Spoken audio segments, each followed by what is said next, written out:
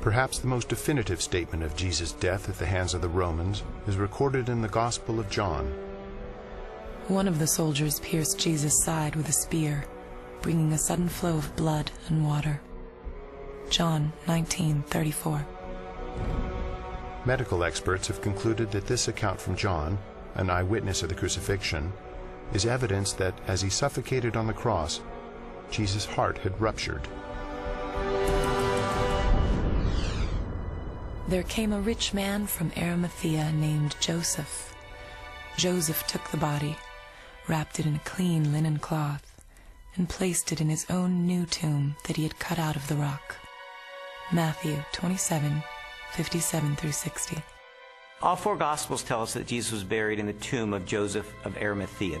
That's a remarkable statement, and certainly a historical statement. The evidence for that is, first of all, Joseph of Arimathea is identified as a member of the council, the Sanhedrin, that condemned Jesus. The presence of Joseph of Arimathea in the empty tomb narrative indicates that this is a historically reliable account of what really happened. His name would have been known to people in those days very much like a United States senator would be known today. It would have been very clear where his tomb was, so that there would have been no question about the location of Jesus' burial. It also, I think, indicates that the burial account of Jesus could not have been made up. It is highly unusual to find that the person who alone has the courage to go to Pilate and give Jesus an honorable burial is not members of his family, faithful disciples who followed him to the end. Instead, it is a member of the Jewish Sanhedrin, the very high court, all of whom, Mark says, had condemned Jesus of Nazareth to the cross. The fact that it is Joseph of Arimathea who is the person responsible for giving Jesus an honorable burial is an awkward and embarrassing fact for the early church, and yet this tradition is faithfully preserved in almost all of the traditions that we have about the burial of Jesus.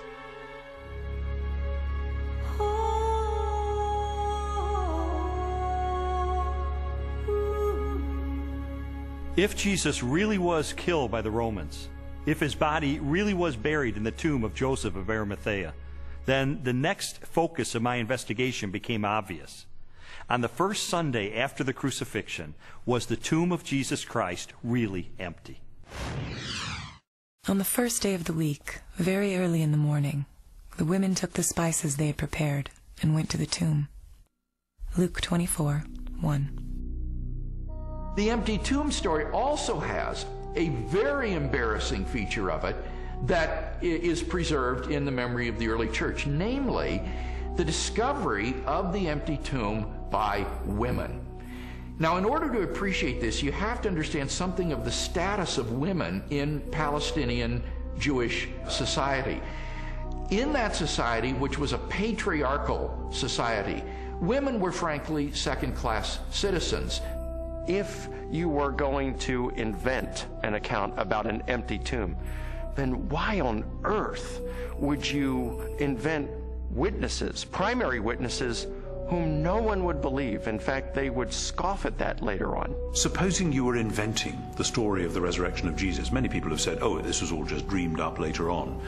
Well, how would you have done that? The one thing you wouldn't have done would have been to have not only a woman, but a woman who's got nobody quite knows what, but a fairly shady past, as your prime witness. And yet there she is, Mary Magdalene, in Matthew, Mark, Luke, and particularly in John. And already by the middle of the 2nd century, the pagans are sneering, oh, this is just based on the testimony of hysterical women, you can't believe that. But the early Christians stuck to their story, they stuck to their guns, they stuck to the women. They said this is how it was. Now, they just would never have made that up, and that actually has enormous ramifications. If this is how the story was, and they didn't change it to airbrush Mary out, then this really must have been what happened on that first Easter day. The chief priests devised a plan. They gave the soldiers a large sum of money, telling them, "You are to say, his disciples came during the night and stole him away while we were asleep." Matthew 28:12 and 13. Matthew reports that the Jewish authorities were claiming that the disciples of Jesus had stolen his corpse. And this is verified by Justin and Tertullian a little bit later on, saying that the Jewish leaders were still saying the same thing in their day. Now here's the question. If the body is still in the tomb, why are you saying that the disciples had stolen it?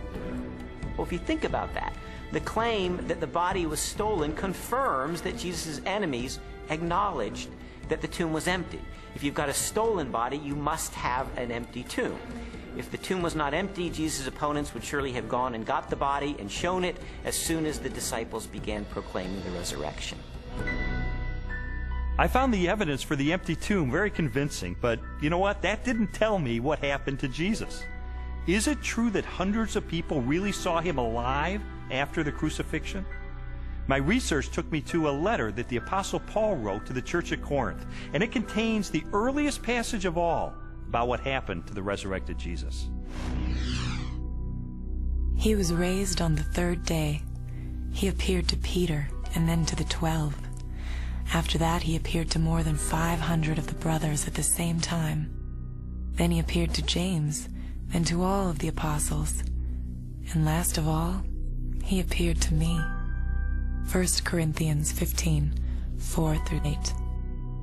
Paul, who is a first-generation Christian, having met and seen the resurrected Jesus, describes resurrection appearances to Peter, to the apostles, to James, and finally to himself.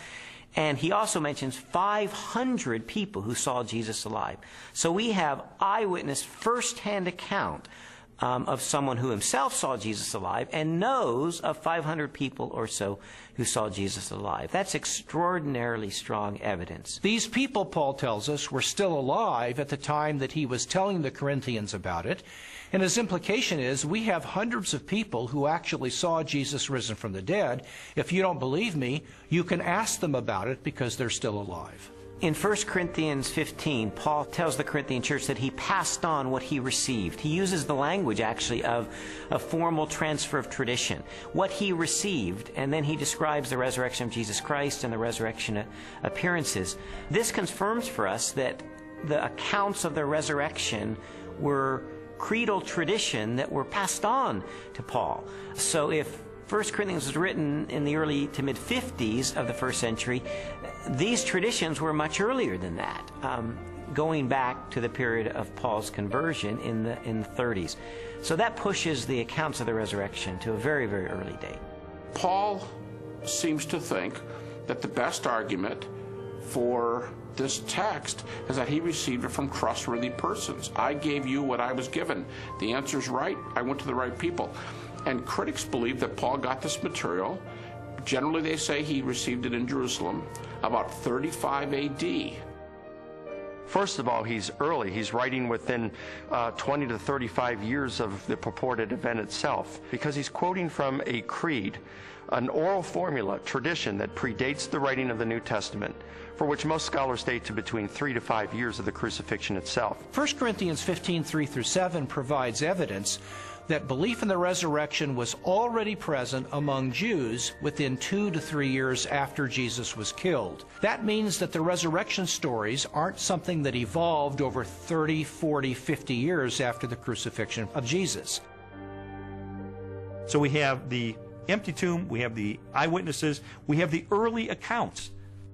The question is, are there any other additional facts, circumstantial evidence, to support the resurrection? While the Apostle Paul described hundreds of eyewitnesses to the resurrected Jesus, the full impact of the event is perhaps best measured by the subsequent growth of the early Christian church in the face of intense persecution. In the 2nd century, the Roman historian Tacitus wrote, "Nero inflicted the most exquisite tortures on a class hated for their abominations, called Christians by the populace. Christus, from whom the name had its origin, suffered the extreme penalty at the hands of one of our procurators, Pontius Pilate, and a most mischievous superstition, thus checked for the moment, again broke out not only in Judea, but even in Rome." Even the most critical, skeptical scholars recognize that the earliest disciples at least believed that God had raised Jesus from the dead. In fact, they pinned nearly everything on it. Without belief in Jesus' resurrection, the early Christian movement could never have come into being.